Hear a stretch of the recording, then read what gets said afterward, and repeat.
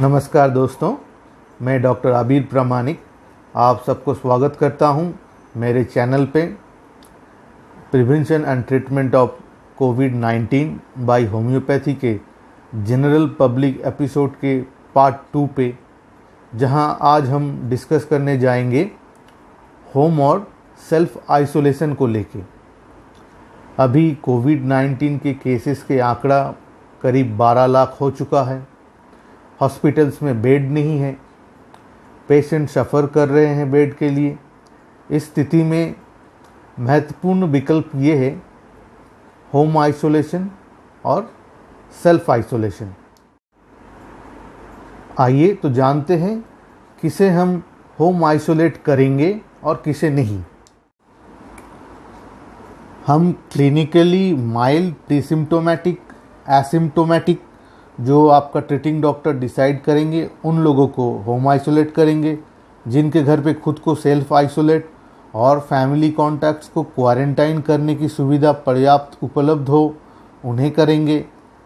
जिनका cycle threshold value high हो, मतलब जहां वायरल लोड कम हो, हम उन्हें भी होम आइसोलेट करेंगे।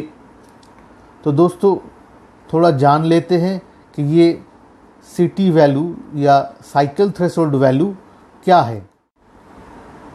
As per new ICMR rules, अगर कोई पेशेंट RT-PCR पॉजिटिव हो जाए तो उसका साइकिल थ्रेशोल्ड वैल्यू देना भी कंपलसरी है। CT value is the number of cycles required to detect viral antigen. Lower the value, that means more viral loads, higher the risk. Value above 31 is generally considered as low viral load and can be treated under home isolation with strict constant observation. अब देखते हैं कौन home isolation के लिए eligible नहीं है। Patient suffering from immuno compromise status, मतलब जिनका इम्यूनिटी किसी वजह से ज़्यादा लो है, लाइक HIV में, किडनी, हार्ट या लीवर ट्रांसप्लांट रेसिपिएंट्स में, या जो कैंसर थेरेपी ले रहे हैं, इनमें इम्यूनिटी बहुत ज़्यादा कम होता है। इसके अलावा एल्डरली पेशेंट्स जो हैं, जिनका उम्र 60 साल से ज़्यादा हो और जिनमें कोमॉर्बिडिटी प्रेजेंट्स हो, जैसे कि hypertension, diabetes mellitus, heart disease, chronic lung, liver, kidney disease और सेरिब्रोवास्कुलर डिजीज़ प्रेजेंट हो, इनको हम जनरली नहीं होम आइसोलेशन और सेल्फ आइसोलेशन में रखते हैं। दोस्तों, होम आइसोलेशन में आप क्या करोगे? आपके साथ 24/7 बेसिस पे कोई देखभाल करने वाला जो हॉस्पिटल के साथ कम्युनिकेशन रखेंगे पूरा होम आइसोलेशन के दौरान, ऐसी सुविधा होना चाहिए। उनके केयर गिवर और सारे close contacts as per modern medicine hydroxychloroquine prophylaxis, या फिर उसके साथ आप और सिर्फ homoeopathically arsenic album 30 as per protocol, जो मैंने पिछले वीडियो पे बताया हूँ, and as prescribed by treating doctor लेना पड़ेगा। आपको आरोग्य सेतु ऐप डाउनलोड करके उसे ब्लूटूथ या वाईफाई द्वारा हमेशा एक्टिव रखना पड़ेगा, और आयुष मिनिस्ट्री के आयुष संजीवनी ऐप डाउनलोड करके टाइम टू टाइम आप आयुष के एडवाइस फॉलो करते रहें। कुछ कंडीशंस आपको फॉलो करना है। आपको अपना रेगुलर हेल्थ स्टेटस मॉनिटर करके डिस्ट्रिक्ट सर्विलेंस ऑफिसर को इन्फॉर्म करना है, जो उनके सर्विलेंस टीम के द्वारा आपका फर्दर फॉलोअप करेंगे। आपको एक अंडरटेकिंग देना पड़ेगा self isolation and home quarantine follow करने के लिए। तो आइए देखते हैं क्या है वो अंडरटेकिंग। अंडरटेकिंग कुछ ऐसा रहेगा जिसमें आपको एंड में सिग्नेचर करना है, और सेम अंडरटेकिंग में काउंटर साइन होगा आपके ट्रीटिंग मेडिकल ऑफिसर्स के। फिर देखते हैं दोस्तों, इम्पॉर्टेंट थिंग ये है कि हेल्थ मॉनिटरिंग, ये सबसे अहम पार्ट है सेल्फ आइसोलेशन के। अगर हमारे पास कुछ मॉनिटरिंग टूल रहे तो हम आसानी से घर पे कोरोना के साथ डील कर सकते हैं, जैसे कि थर्मोमीटर से या फिर थर्मल स्कैनर से हम क्या करते हैं, रेगुलर टेम्परेचर चेक करते हैं और टेम्परेचर को हम कंट्रोल में रखना बहुत ज़रूरी है। नेक्स्ट हम क्या करते हैं, ग्लूकोमीटर का हेल्प लेते हैं। ग्लूकोमीटर हमें CBG चेक करने के लिए हेल्पफुल है। हम यहाँ पे फास्टिंग ब्लड शुगर जनरली 150 से ज़्यादा नहीं होने देते हैं और जो PP मतलब खाने के बाद वाला जो शुगर टेस्ट होता है उसको हम 180 से ज़्यादा ना रखें तो अच्छा है। फिर हम क्या करेंगे, हमारे पास रहना चाहिए एक ऑटोमेटिक BP मशीन, जिससे हम कांस्टेंट हमारा ब्लड प्रेशर मेज़र कर सकते हैं ताकि वो ज़्यादा ना हाई हो पाए। जैसे अपर लिमिट 150 और लोअर लिमिट 90, इससे ज़्यादा ना हो। और ये भी हम देखते रहते हैं कि किसी का BP फ्लक्चुएट करके ड्रॉप भी ना कर जाए। तो ये मॉनिटरिंग के लिए अगर हमारे पास BP मशीन रहता है तो वो बहुत बढ़िया है। उसके बाद बात करेंगे दोस्तों पल्स ऑक्सीमीटर की। ये सबसे ज़्यादा इम्पॉर्टेंट टूल है हमारे कोविड केसेस के लिए। इससे हम क्या करते हैं ना, ऑक्सीजन लेवल चेक करते हैं। Normally more than 95% oxygen saturation रहता है। अगर 95% से कम हो जाए तो आपको ब्रीदिंग डिफ़िकल्टी स्टार्ट हो जाता है। जनरली हम कोई एक सिंगल वैल्यू से कंक्लूजन नहीं लेते हैं, 2-3 वैल्यू लेके देखते हैं। अगर वहाँ पे एक डिक्रीजिंग ट्रेंड है, मतलब धीरे धीरे कम हो रहा है, तो वो बहुत ज़्यादा सिग्निफिकेंट है। इस सिलसिले में एक चीज़ मैं और बताना चाहता हूँ, जिसे हम बोलते हैं हैप्पी हाइपोक्सिक कंडीशन। मतलब जहाँ ऑक्सीजन सैचुरेशन तो कम होता जाता है पर पेशेंट को ब्रीदिंग डिफ़िकल्टी फील नहीं होता है। इवन जब लेस देन 40% ऑक्सीजन सैचुरेशन हो गया है तब शायद पेशेंट को जाके ब्रीदिंग डिफ़िकल्टी फील हो और तब तक मामला हाथ से निकल जाता है। पर अगर आपके पास ये ऑक्सीजन सैचुरेशन को मॉनिटर करने वाला पल्स ऑक्सीमीटर है तो आप पहले ही डिटेक्ट करके उचित ट्रीटमेंट ले सकते हैं। अनदर सिंपल थिंग हम कर सकते हैं, that is 6 minute walking test. Patient को हम 6 मिनट नॉर्मल पेस पे वॉक करने को बोलते हैं। फिर उसका ऑक्सीजन लेवल चेक करते हैं। अगर ऑक्सीजन लेवल पहले के वैल्यू से 6 से 8% गिर जाता है, दैट मीन्स डिक्रीज हो जाता है, then there is indication of lung involvement. दोस्तों, कहीं दिल दहला देने वाली न्यूज़ रिसेंटली आपने न्यूज़ चैनल पे देखे होंगे। अस्पताल पे बेड नहीं है, मरीज इमरजेंसी में तड़प रहा है, सांस फूल रहा है और किसी किसी केस में तो लगभग बिना ट्रीटमेंट पे मौत भी हो चुका है। इन सिचुएशंस पे अगर आपके पास एक नेबुलाइज़र हो तो ये आपको बचा सकता है। इस पे रेस्प्यूल्स, जो कि एक ब्रोंकोडायलेटर होते हैं, जनरली स्टेरॉइड्स होते हैं, आप यूज़ कर सकते हैं, या आपको तुरंत सांस लेने पे हेल्प करता है। जनरली ब्रोंकोडायलेटर आपका जो ब्रोंकस है उसको डायलेट कर देता है और उसके लिए आप इजीली सांस ले पाते हो। इस सिलसिले में मैं बात करना चाहूँगा कुछ होम्योपैथिक मेडिसिन्स के बारे में, जो इस इमरजेंसी सिचुएशन पे नेबुलाइज़र जैसा काम करता है। ये आप नेबुलाइज़र और रेस्प्यूल के साथ ऐड ऑन करके या फिर रेस्प्यूल के बदले में नेबुलाइज़र में डाल के, जहाँ पेशेंट खुद से मेडिसिन ओरली इनटेक नहीं कर पा रहा हो, वहाँ यूज़ कर सकते हैं। जैसे कि हमारे ड्रग है aspidosperma.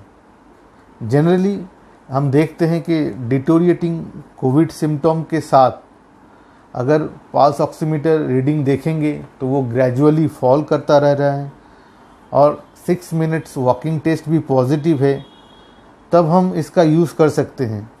Basically it removes temporary obstruction to the oxidation of blood by stimulating respiratory centre, जो कि हमारे ब्रेन स्टेम के मेडुला ऑब्लोंगाटा एंड पोन्स में सिचुएटेड है। ये एक्सेस कार्बोनिक एसिड को बॉडी से निकाल देता है और ब्लड पे ऑक्सीजन लेवल बढ़ा देता है। इसका सिग्निफिकेंट सिम्टम ये है want of breathing during exertion, और उसके साथ अगर कार्डियक इन्वॉल्वमेंट हुआ है तो ये डेफिनेटली काम करेगा। Doses generally 20 drop every 1 hour 30 minute और 15 minutes as per severity of the condition दिया जाता है। फिर हम बात कर सकते हैं ब्लाटा ओरिएंटलिस की। ये जनरली देखा जाता है कि जहाँ पे आप arsenic album as a prophylaxis लिए हुए थे, उसके बावजूद आपको ऐसे सिम्टम्स आ गए, वहाँ यूज़ कर सकते हो आप। जनरली डिटोरिएटिंग कोविड सिम्टम्स के साथ ब्रोंकाइटिस, कफ विथ डिस्निया इसका इंडिकेशन है, specially when arsenic is insufficient. Then grindelia robusta, ये हम कब यूज़ करते हैं? जहाँ पे ब्रीदिंग डिफ़िकल्टी, उसके साथ ड्राई कफ और as a comorbid condition diabetes mellitus है, जहाँ देखेंगे कि प्रेशर फॉल कर रहा है, उसके साथ हाइपर एसिडिटी है और पेशेंट नींद में जाने से ही उनका ब्रीदिंग प्रॉब्लम बढ़ जाता है, इसीलिए हमेशा उसको बैठ के रहना पड़ता है। तो ये सब कंडीशंस अगर रहेगा तो ग्राइंडेलिया हम दे सकते हैं। फिर एक और दवाई है जिसका नाम है सेनेगा। यहाँ पे कोविड सिम्टम्स के साथ सोर थ्रोट मतलब गले में दर्द, होर्सनेस ऑफ वॉइस गला ख़राब होना, और एस्थेनिया मतलब मस्कुलर वीकनेस बहुत ज़्यादा रहता है।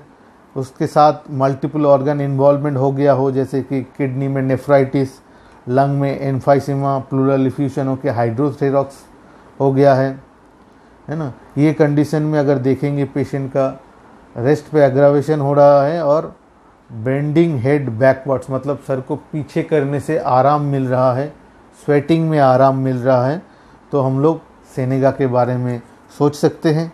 सिमिलरली एरालिया रेसिमोसा, यूकैलिप्टस, यरबा सेंटा और बहुत सारे ड्रग्स हैं जो हम यूज़ कर सकते हैं restrict the deterioration of Covid cases, but choice of drug must be done by your treating physician. आप अपने से ये सब दवाई मत लीजिएगा। फिर हमारे लिए एक और वाइटल टूल है ऑक्सीजन कॉन्सेंट्रेटर और ऑक्सीजन सिलेंडर। हम घर पे ही अगर ऑक्सीजन सप्लीमेंट दे सकते हैं पेशेंट को तो काफ़ी डेथ प्रिवेंट कर सकते हैं। With the help of a portable oxygen machine with cylinder और ऑक्सीजन कॉन्सेंट्रेटर हम ये कर सकते हैं। हम इसे आइदर ख़रीद सकते हैं या फिर ये रेंट पे भी मिलता है, तो ये बहुत ज़्यादा हेल्पफुल है हमारे सेल्फ आइसोलेशन के दौरान।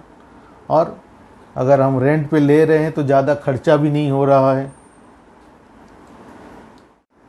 दोस्तों, सही मायने में अगर आप देखोगे तो कोरोना ट्रीटमेंट पे हॉस्पिटल लाखों के बिल बना रहा है, जबकि आप बहुत ही कम खर्च पे अप्रॉक्स 10 to 15,000 लगेगा आपको ये सारे सेटअप के लिए।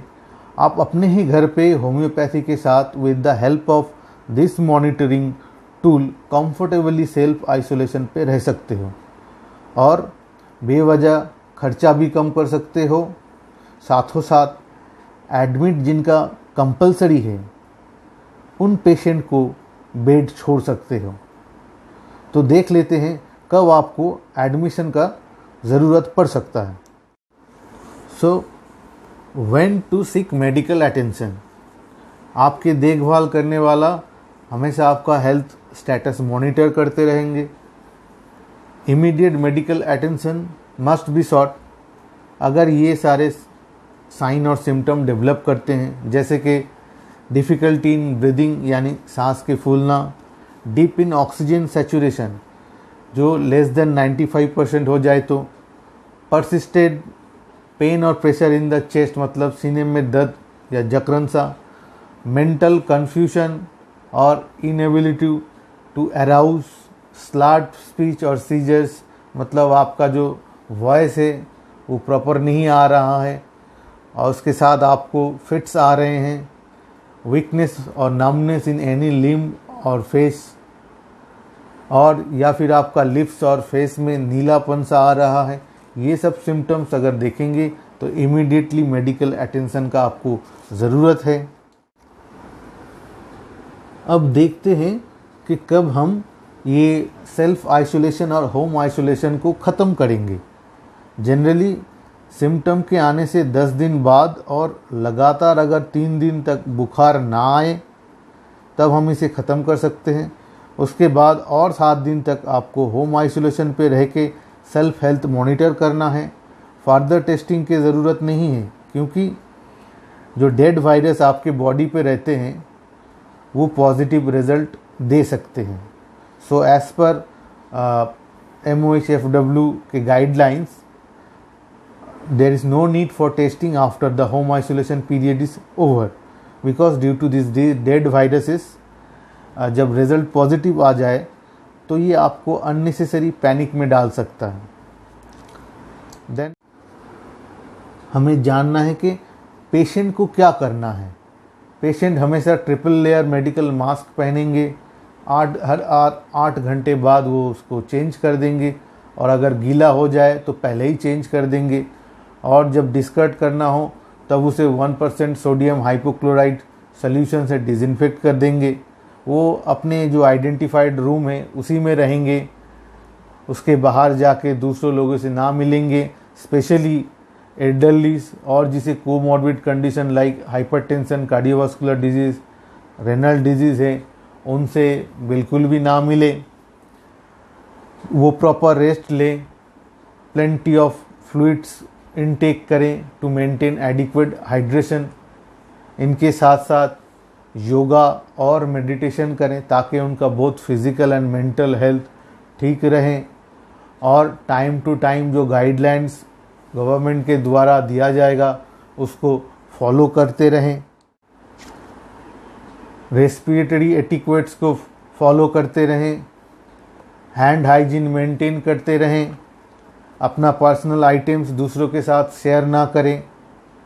Clean surfaces in the room जो उनसे टच किया गया हो, जैसे कि table tops, door knobs, handles with 1% hypochlorite solution. अपने फिजिशियन को एडवाइस जो है वो स्ट्रिक्टली फॉलो करें। अपना हेल्थ कंडीशन को मॉनिटर करते रहें, जैसे कि डेली टेम्परेचर लेना। अगर कोई भी उनका डिटोरिएटिंग सिम्टम हो तो तुरंत इन्फॉर्म करें।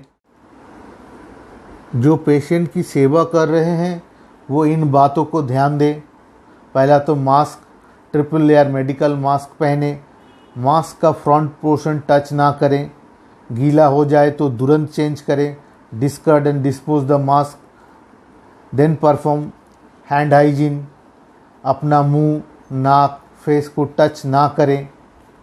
रिगार्डिंग हैंड हाइजीन, वो क्या करेंगे, should be done after contacting ill person और हिज इमीडिएट एनवायरनमेंट। मतलब जब भी वो पेशेंट का केयर करेंगे या फिर उनके आसपास के सामानों को हाथ लगाएंगे, तुरंत उन्हें हैंड हाइजीन फॉलो करना है।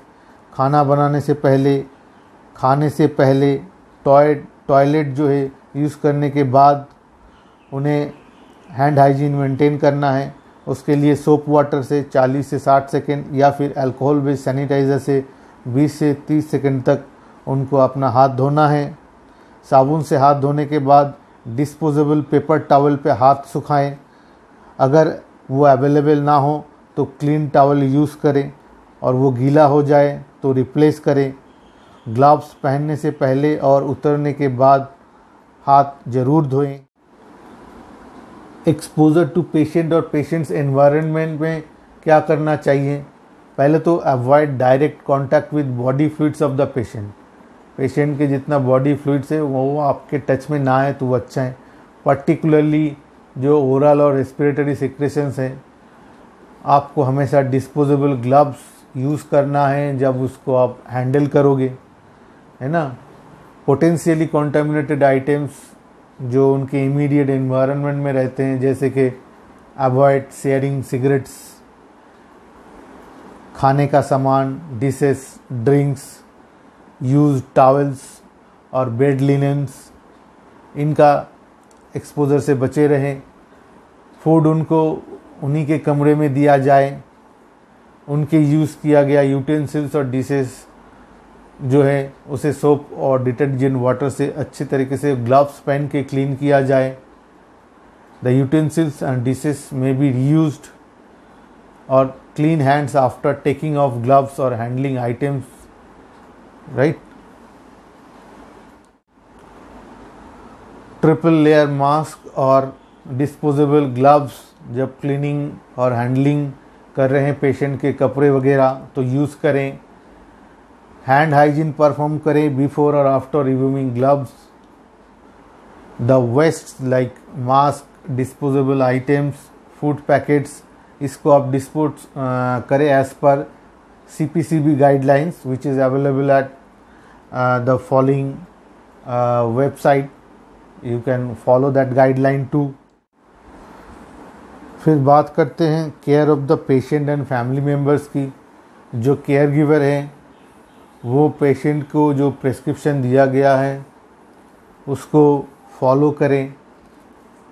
The care giver and all close contact अपने आप को सेल्फ मॉनिटर करें, डेली टेम्परेचर मॉनिटर करें और प्रॉम्प्टली रिपोर्ट करें अगर कोई भी कोविड-19 वाला सिम्टम्स जैसे कि फीवर, कफ और डिफ़िकल्टी ब्रीदिंग नोटिस में आए तो।